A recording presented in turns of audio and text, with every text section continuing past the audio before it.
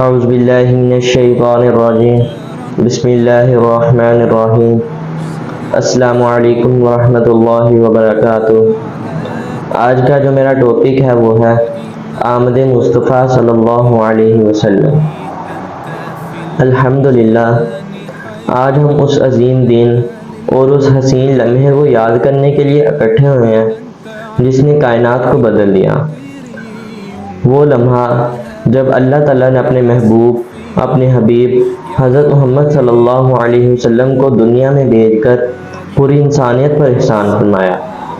جی ہاں، یہ ہے 12 ربیع الاول کا دن، وہ دن جسے کائنات کا سب سے حسین لمحہ بھی کہا جا سکتا ہے۔ رسول اللہ صلی اللہ علیہ وسلم کی آمد سے پہلے دنیا ظلم، ناانصافی اور اندھیروں میں ڈوبی ہوئی تھی۔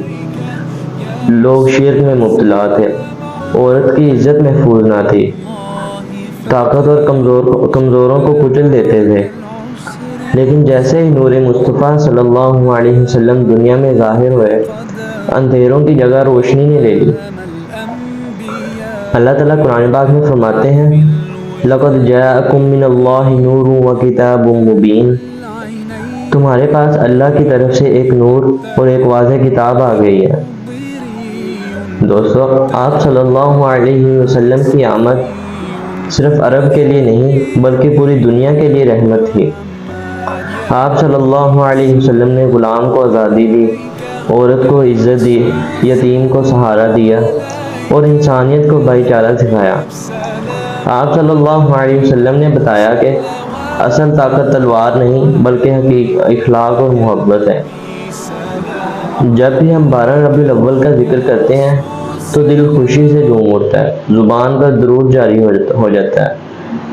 لیکن دوستو، یہ دن صرف چراغاں، جلوس یا نعرے لگانے کا نہیں، بلکہ یہ دن ہمیں یاد دلاتا ہے کہ اگر ہم واقعی نبی کریم صلی اللہ علیہ وسلم سے محبت کرتے ہیں تو ہمیں ان کی سنتوں کو بھی اپنانا ہوگا۔ نبی کریم صلی اللہ علیہ وسلم نے فرمایا مسکراہٹ صدقہ ہے، ہمیں دوسروں کے ساتھ اخلاق سے پیش آنا چاہیے۔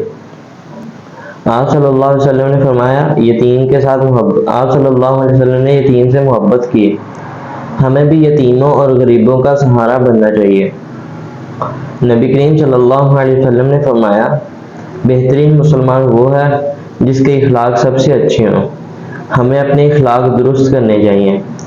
یہی ہے حقیقی میلاد، سیرت مصطفیٰ صلی اللہ علیہ وسلم کو اپنی زندگیوں میں زندہ کرنا۔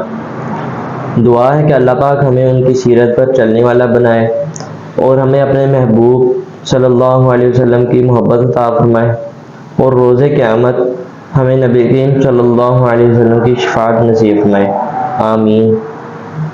وما علینا الا البلاغ المبین۔